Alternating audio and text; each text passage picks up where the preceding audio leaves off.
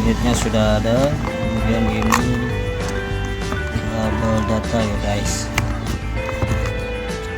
label data type C. Kemudian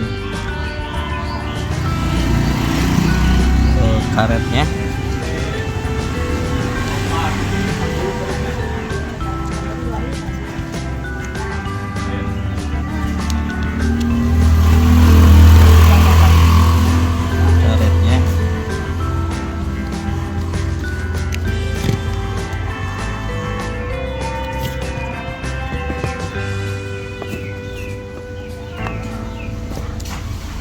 wow, oke,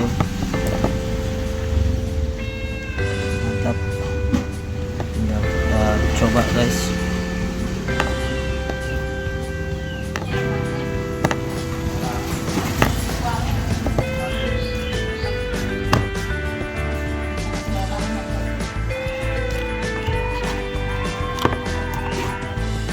Ini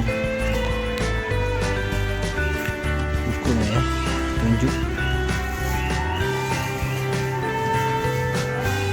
dan garansi.